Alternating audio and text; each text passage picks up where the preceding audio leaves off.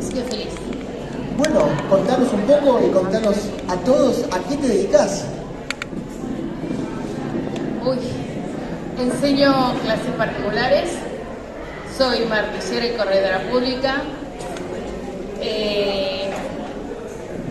acompaño a algunas personas en el ministerio de lo que es en parroquia, escucho a muchas personas y en sí me dedico a enseñar, que es lo que me gusta, y bueno, a escribir. De esta experiencia de vida que tengo, el escribir me resultó fácil, por así decirlo. ¿Y cuál sería tu actividad concretamente adentro de la iglesia? Y sería acompañamiento, escuchar a las personas, en algunos ministerios por ahí orar, estar al servicio de la gente. Esa es mi actividad. ¿Cómo surge toda esta faceta de escritora? ¿Qué se estudia para ser escritora?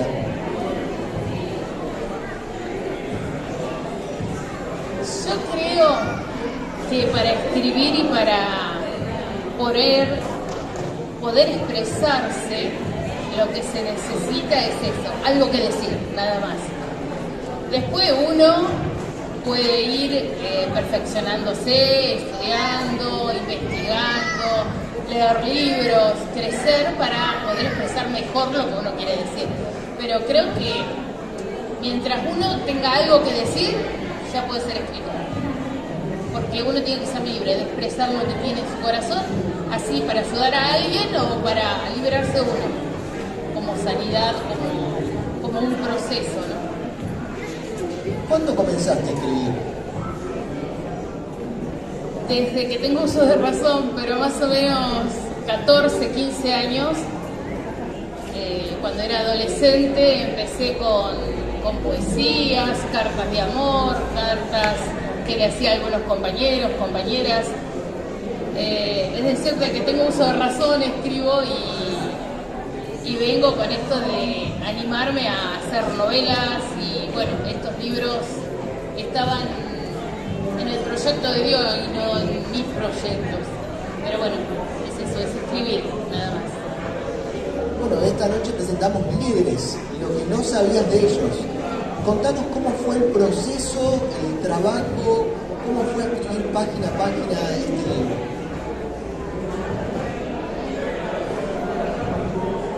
Me río porque fue bastante complicado. Para escribir este libro es como que estuve en una situación de escucha de personas, como quien dice, que están bajo autoridad y que siempre estaban quejándose de los líderes, de los responsables, de los papás, de los jefes.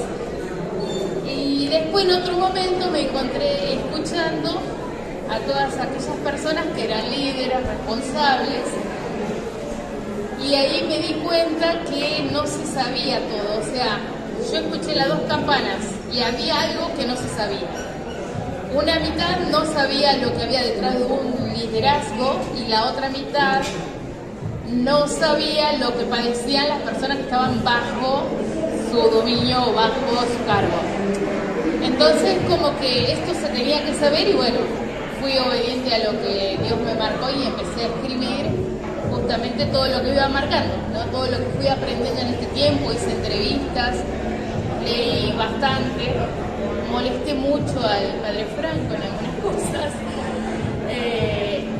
y tuve que hacer el coraje de decir, bueno, esto voy a decir, porque me dio miedo, porque es enfrentarse a temas que no se tocan nunca. Dijiste que hiciste entrevistas. ¿A quiénes? Por ahí sin dar nombres, pero ¿a quiénes hiciste entrevistas? Bueno, hice entrevistas a sacerdotes, algunos pastores, algunas personas que tienen cargo en comercios, negocios, a la gente en sí, porque le preguntaba qué opinaba acerca de la iglesia, acerca de los líderes, acerca de pastores, a religiosas. Después tomé muchas cosas que he visto así por internet, de entrevistas que he visto, mensajes que daban algunas personas, y digo, bueno, esto tiene que estar en el libro. Entonces hice una recopilación de cosas, pero casi siempre siempre, digamos, casi todo está basado en esto de lo que es entrevistas, ¿no? Experiencias que fueron muy fuertes en algunas personas. Estos líderes a los que entrevistaste eran personas conocidas tuyas, fuiste eligiendo al azar. ¿Cómo hiciste el trabajo? Se fueron poniendo en el camino. Es decir, no fue al azar, sino que dejé que el Espíritu Santo me guiara, por así decirlo. O sea, veía a una persona y digo, bueno, esta persona tiene mucho que decir. Entonces iba y lo entrevistaba, o otra persona se acercaba a mí y digo, ah, qué bueno, ¿te parece que te entreviste? Entonces como que empecé así a sumar gente y cuando me quise dar cuenta ya tenía casi el libro hecho. ¿Cómo tomaban estas personas cuando las invitabas a la entrevista? ¿Se consideraban líderes? Sí, pero sí fueron muy sinceros a compartir lo que padecían. Tenían mucha sinceridad, es decir, si se sentían mal lo decían, si se sentían perseguidos. Me daban ejemplos de situaciones que lo tenían mal. Y también, bueno, no todo lo malo, también la parte buena del liderazgo, ¿no? Porque también disfrutan y hay cosas que son positivas. No sé cuántas personas habrás entrevistado, pero ¿podés caracterizar a estos líderes? ¿Qué puntos en común tenían? Bueno, si tengo que poner una palabra, creo que sufridos. Porque todos padecían algo, o sea, lo que es persecución, cansancio, agotamiento, justamente también parte de la pandemia, muchos conflictos dentro de lo que es su comunidad. He visto muy de cerca lo que padecían. Hay muchas cosas que no conté, que justamente estoy haciendo la segunda parte del libro, porque hay muchas cosas que quedaron en el tintero que se tiene que saber. Y esto está para que aprendamos a ser un poco empáticos con los que son líderes. No es porque vamos a desprestigiar que las personas son débiles o cosas por el estilo, sino es que podamos ver que estas personas necesitan ayuda para el ministerio, ¿no? O para el que el jefe necesita ayuda. Todos tenemos que colaborar con eso, no tenemos que dejarlos solos. Bueno, al final parece que ser líder no es algo que sea tan cómodo. Si incluye sufrimiento, angustia, cansancio, ¿por qué crees que llegan a ese rol de liderazgo? ¿Lo eligen? ¿Son elegidos? ¿Cómo te parece que llegan a esa situación? ¿Qué pregunta? Sí. Son muchas causas, así como me dice el siervo de Dios. Sí, de por sí muchos, digamos, en el llamado de Dios, sienten el llamado de Dios. Otros también sienten esto como un llamado a que puede ser el lugar en donde ocupa una parte en el lugar en el mundo, por así decirlo, o en busca de la felicidad. Pero siempre en el camino es como que se duda de ese llamado, se duda de la decisión que se tomó, ¿sí? Y otras veces somos líderes porque de por sí hay personas que nacen con esto de liderazgo, de guiar a otros. La gente lo sigue y no entendemos el porqué, ni siquiera se quieren poner en ese lugar, pero la gente lo sigue. Entonces es un líder nato. ¿Vos qué decís? Entonces acá puede haber líderes, cualquiera puede ser líder. Y indirectamente todos son líderes, porque el papá es líder en su casa, la mamá es líder en su casa. Entre los amigos siempre hay uno que es el que vamos para allá, hacemos esto, hacemos lo otro. O sea, todos somos líderes y todos tenemos responsabilidades y todos tenemos gente a cargo.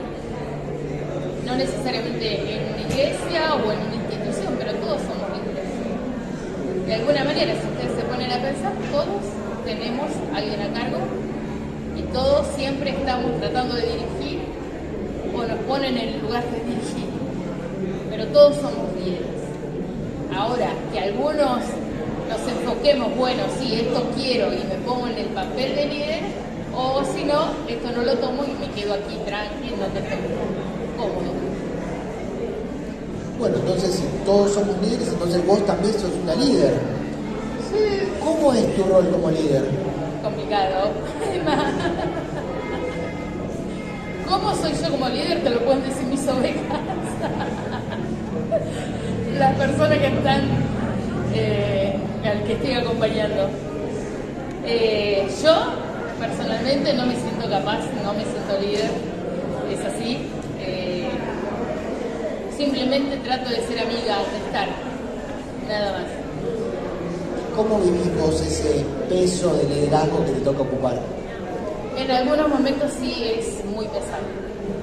Y por gracia de Dios, por personas que me acompañan, por personas que me escuchan, uno puede salir adelante y puede decir, bueno, llevo esto y decido tomarlo y sigo adelante. Sí. Tal vez tengamos muy idealizado lo que es el liderazgo, porque hoy está muy de moda y vende mucho ser influencer, ser esto, que son formas de liderazgo. Tenemos una idea de líder como el que tiene un estatus, y no es ese el líder. El liderazgo siempre es un servicio, no hay persona que no ejerza un liderazgo.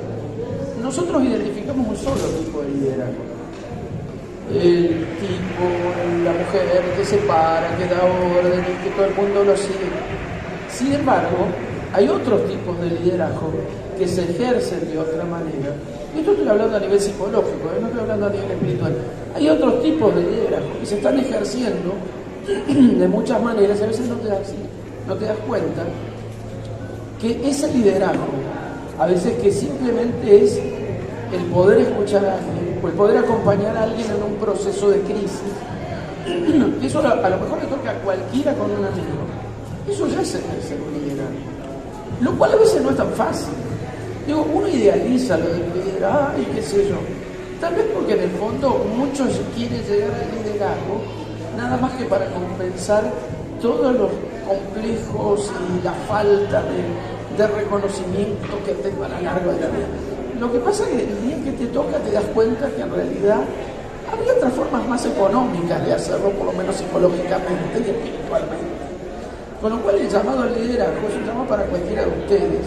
Desde el momento que estás acompañando a alguien, desde el momento que podés llevar a alguien, desde el momento que le regalas tiempo de tu vida a alguien. No es el liderazgo jerárquico, eso ya está pasado de moda, se quedaron en el año 30.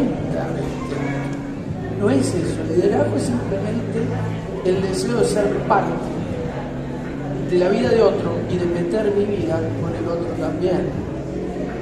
Y a nivel del Evangelio es exactamente lo mismo, lo que le estoy diciendo es psicología, pero también en el Evangelio habla de eso. Cuando le lava los pies a los discípulos, no está diciendo, a ver, ¿quién es que? Nunca. Ese tipo de liderazgo, que es el liderazgo de Jesús, es algo un liderazgo de servicio. Pero también, el líder es alguien, como decía Estela, de carne y hueso. No sé por qué seguimos buscando, todos los seres humanos buscamos papi o mami que nos salven. No existe. Para cualquiera de los dos, ¿las personas desean ser líderes o buscan líderes?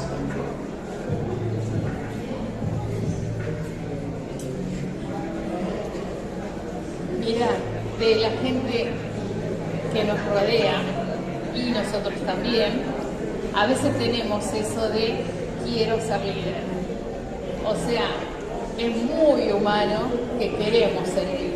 Queremos estar ahí y dirigir todo. Lo queremos hacer. Aunque a veces no estamos llamados a eso o no tenemos el carisma para hacer eso, pero bueno, lo queremos hacer.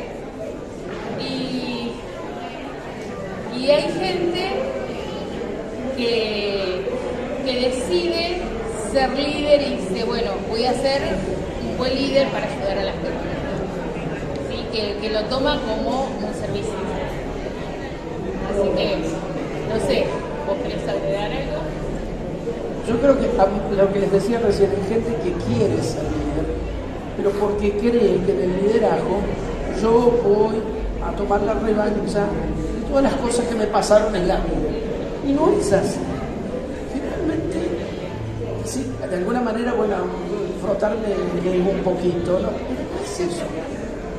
Por eso les decía, Estelia decía, no nació, yo creo que no, que todo se puede aprender. El liderazgo se aprende, básicamente, porque cada uno tiene un liderazgo distinto. Hay gente que, yo nací hablando, a los 11 meses, antes de los 11 meses hablaba. Imagínense que tengo 50 años y no paré de hablar. Y hay otra gente que le cuesta más hablar, y sin embargo también su presencia es significativa en la vida de un grupo, de una escuela, de una persona, es significativa. Entonces, ¿cuál es el punto?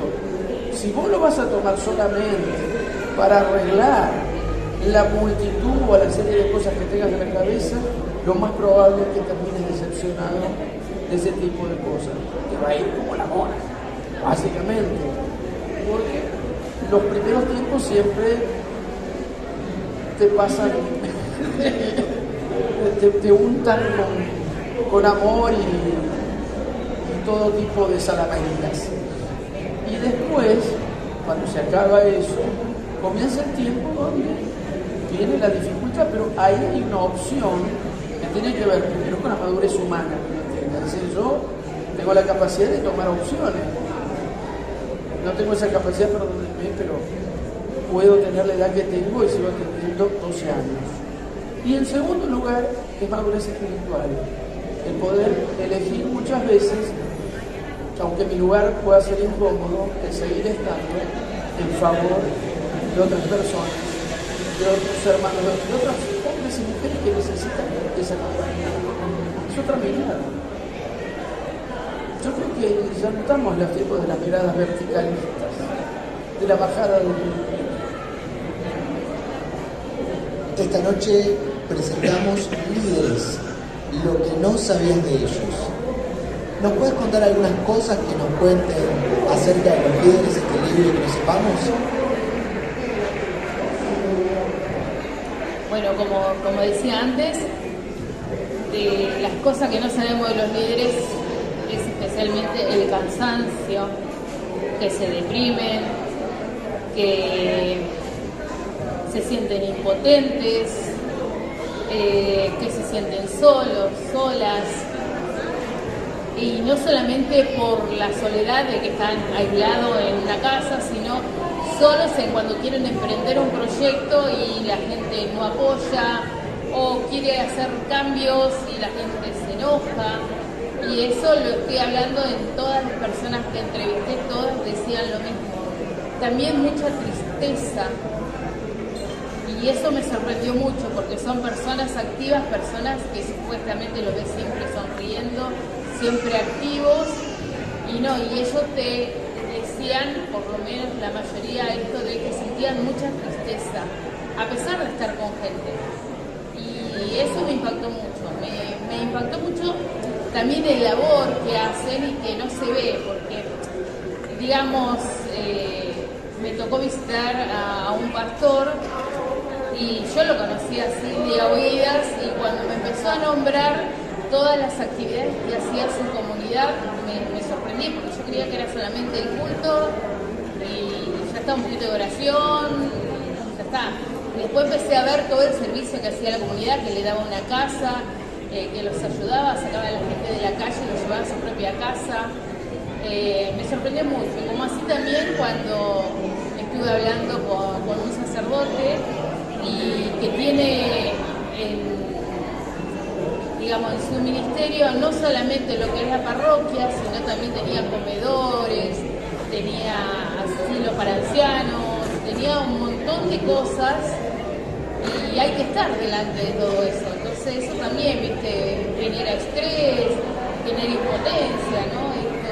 Y enojos, y peleas. Hay un montón de cosas que no se ven y que no lo tenemos en cuenta, que puede tener un mal día y nosotros esperamos que nos saluden. Eso no sé si les pasa a usted, pero a veces vamos a la iglesia y estamos con todas las pilas y queremos decirle hola a cualquier persona que sea nuestro responsable, el sacerdote, una monja, lo que sea, y no nos salude y ya nos ofendemos. No nos saludó, no me saludó. Y no pensamos en que puede tener un mal día. Se levantó mal, está enojado, está enfermo, no sé. Eso pasa en todos lados. Y Y eso lo he comentado con hermanos evangélicos cuando estuve entrevistando a unos ancianos de una iglesia de Quilmes, y ellos estaban enojados porque nunca le reconocían el trabajo. Entonces, era cuestión de que ellos tenían un enojo, pero no entendían que era el tiempo de Dios, cuando Dios quería, cuando Dios habilitaba esto de que ellos pudieran emprender o tomar a cargo algo más importante por ahí, y también que uno puede servir en el lugar que está, no necesitas tener el ministerio de evangelización para predicar o para evangelizar. Si lo podés hacer tranquilamente porque vas a misa y sos bautizado. Entonces, ellos también puede ser el ego que quiere llegar a ese lugar y se enojaban con el pastor, con el sacerdote, porque no le daban el lugar que querían, ¿no? Entonces, se ven un montón de cosas, pero especialmente tristeza es lo que hay. Tristeza e impotencia. Bueno, una última pregunta antes de pasar al siguiente libro. El licenciado Franco Lutens nos hablaba de la idealización del liderazgo, de esta imagen social que hay del líder, que es el carismático, el elocuente, el seguro, el que nunca se equivoca, el que toma las decisiones correctas. Pero según tu libro, ¿cómo describirías al líder?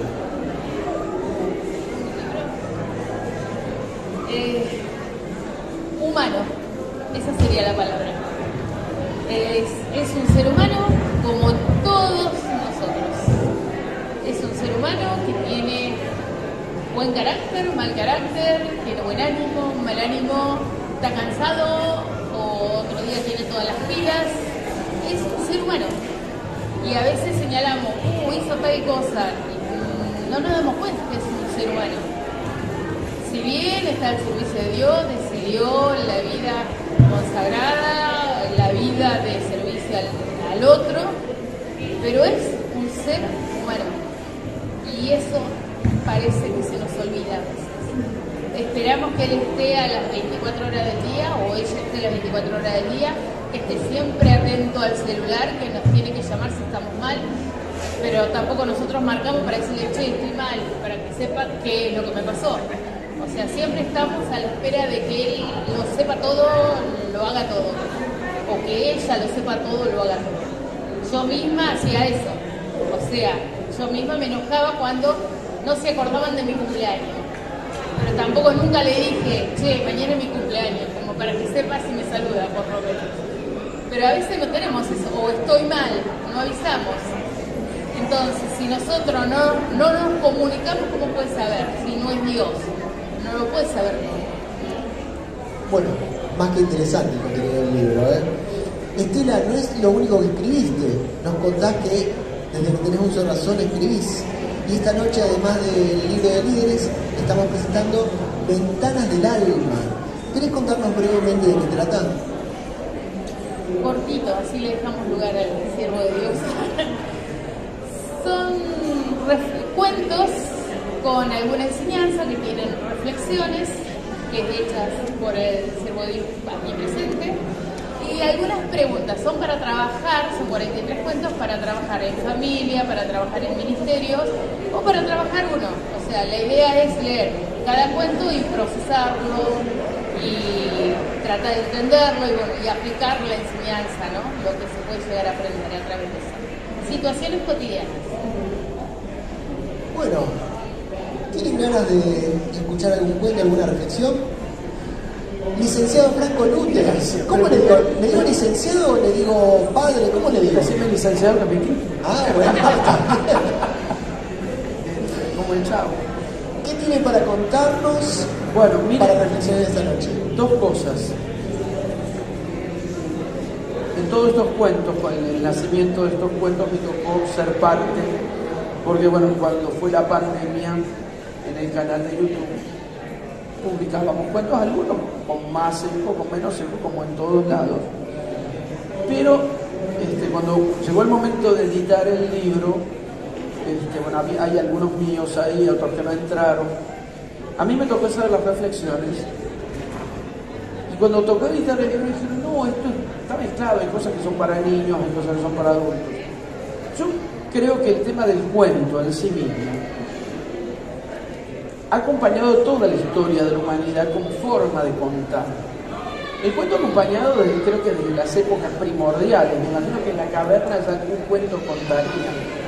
¿Por qué? Porque eso habla, en el cuento, lo que se está hablando es de algo mucho más.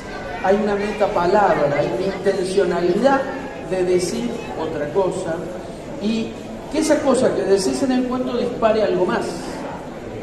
Yo soy un vicioso de la lectura, bueno, hace un rato miraba, todo eso lo leí, pero me dice, yo le digo, no, pero en mi caso no es un mérito, en mi caso soy un adicto a los libros, entonces tengo ese problema de leer, no es exactamente, a veces es un poco problemático, pero creo que el cuento como tal tiene que disparar, no es el contenido en sí, sino lo que está más allá de esas palabras, lo que puede disparar dentro de cada uno de quien lo lee o de quien lo escucha algo más. Porque básicamente hay dos formas de hablar. Yo señalaría dos formas, podríamos señalar algunas más. Una es el lenguaje de información, que es un informe, te detalla, que es un informe científico, un informe de una radiografía, es un lenguaje de información. Eso en el cual me manejo mucho mejor, yo soy pésimo escribiendo, por lo menos a mí literariamente no me gusta.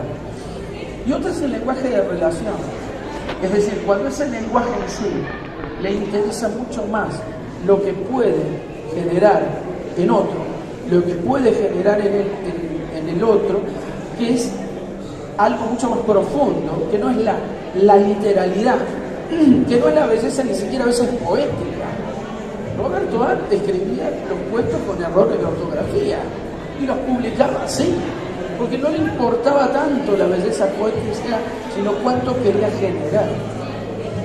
Y la Biblia es un lenguaje de relación.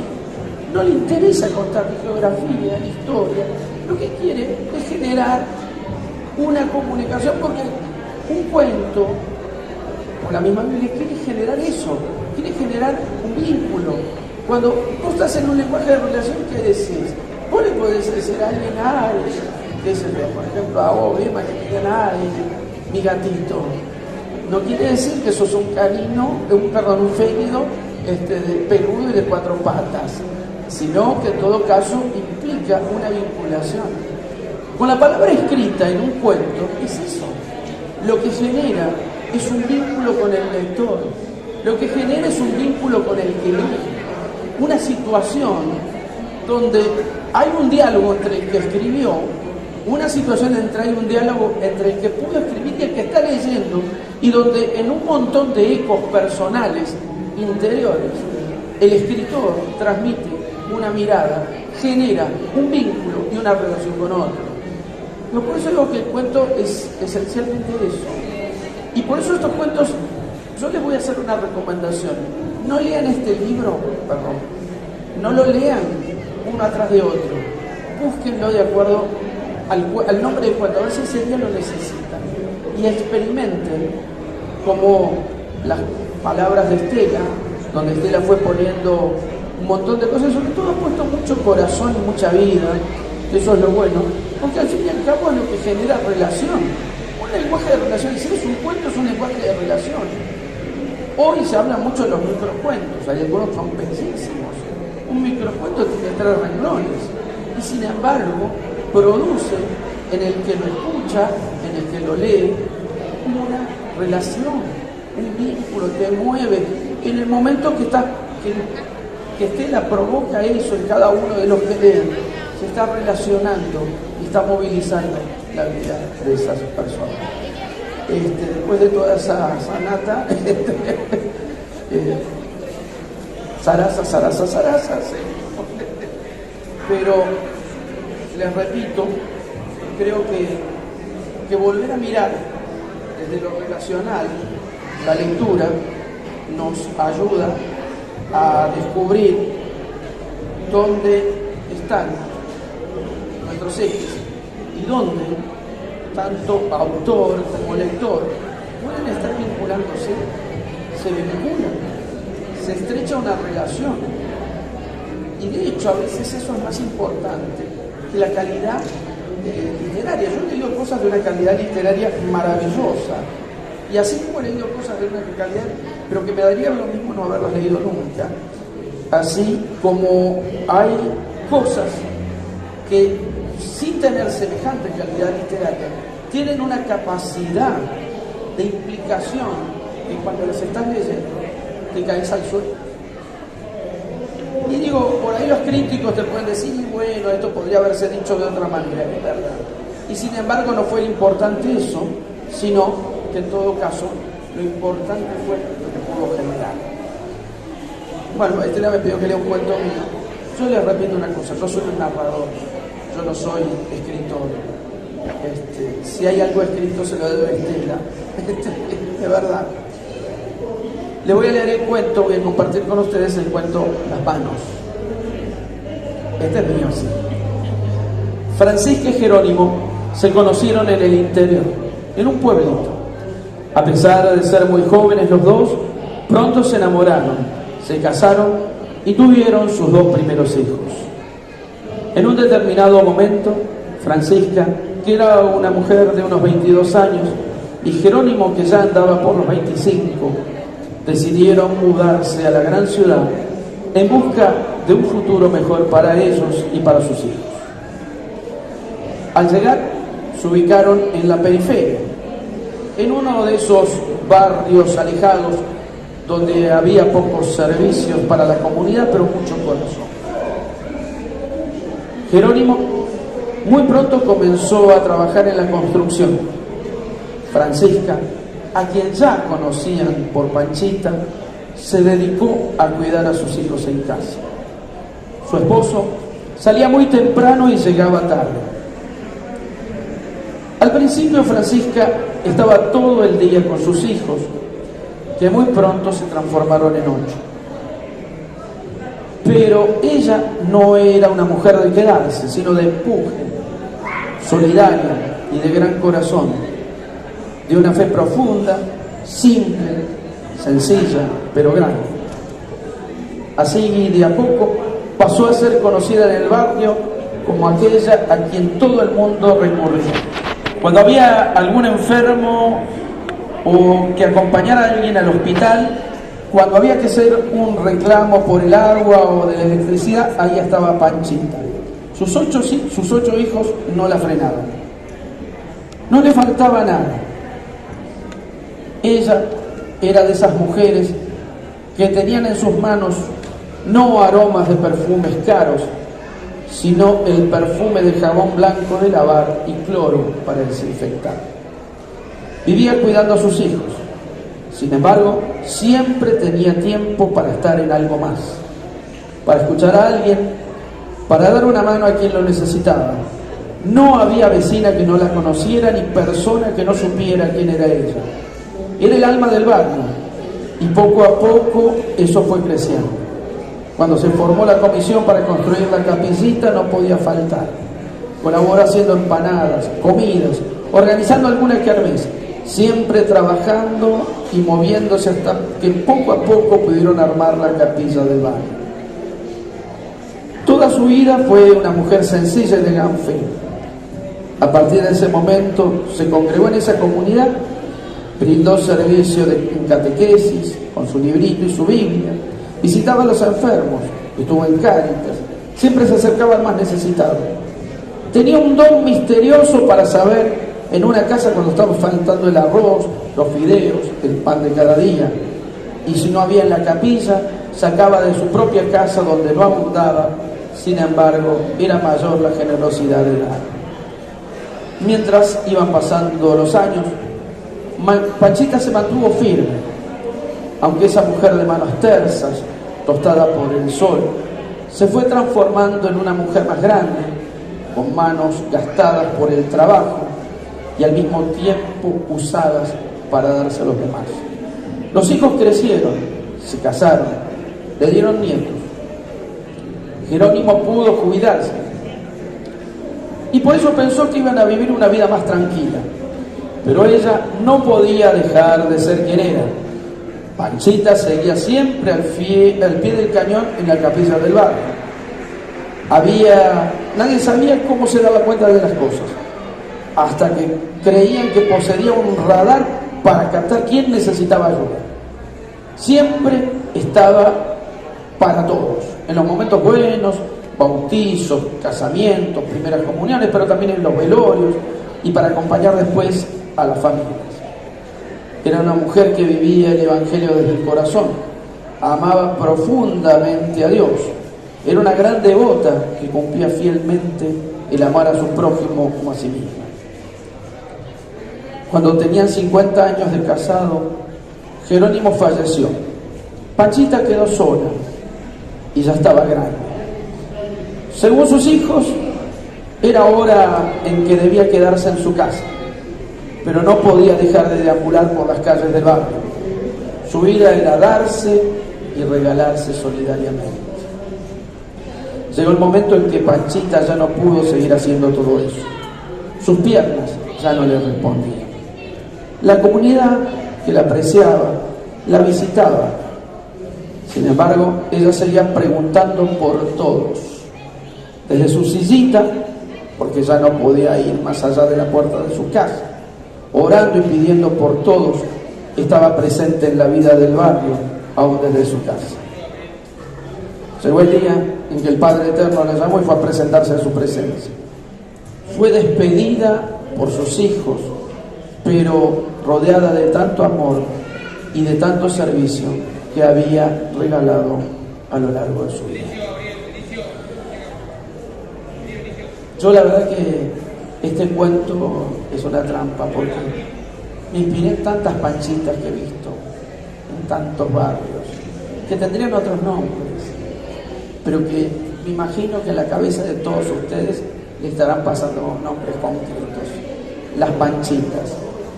Y cuando el Señor me invitaba a escribir esto, me acordaba de una frase que decía: llegaré a la presencia del Señor y Él me preguntará, ¿qué es lo que tenés? Y yo le mostraré mis manos lleno de todos los nombres, de todas las Panchitas que existieron, que existen y que existirán. Que las Panchitas reciban un abrazo con este cuento. Le damos un fuerte aplauso.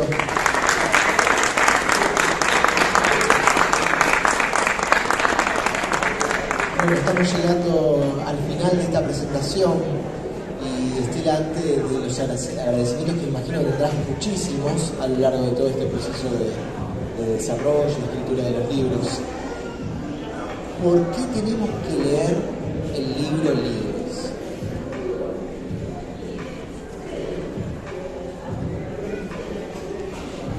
Para conocer una realidad que no conocemos.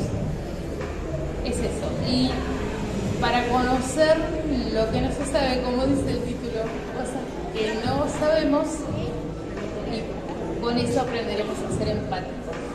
Y en cuanto a ese libro, yo creo que estaría bueno que lo lean primero para poder trabajar, porque todos tenemos que trabajar nuestra vida y poder ser mejores personas.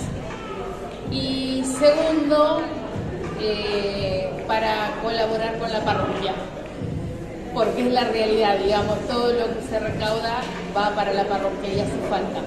Entonces te llevas un material para trabajar, pero también colaborás con la gente que necesita. O sea, esas son las dos cosas. ¿Quieres agradecer a alguien? A Dios, primero.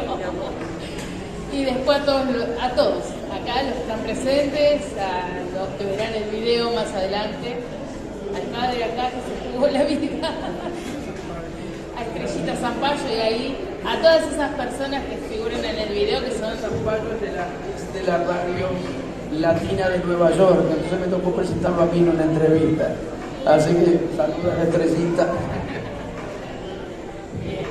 Hay mucha gente.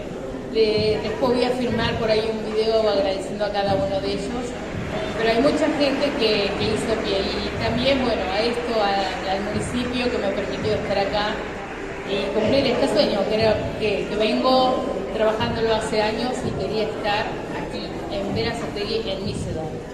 Así que bueno, eso también, muchas gracias a todo lo que fue. Bueno, les damos un fuerte aplauso a Estela Ríos, al licenciado Franco López, a las autoridades de la Municipalidad de Santelmo, a los organizadores de esta 15ª muestra de libros, esta Feria del Libro Librarte. Gracias a los sonidistas, a los técnicos, a todos los que hicieron posible que estemos en esta noche. Un nuevo aplauso fuerte. Gracias a todos y hasta la próxima.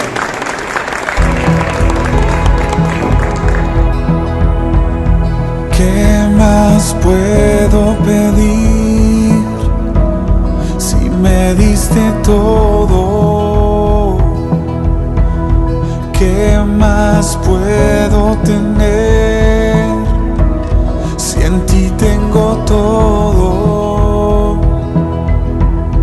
No hay nada que me llene más que tu dulce presencia. Nada me satisface más, mi todo eres tú. Quiero dar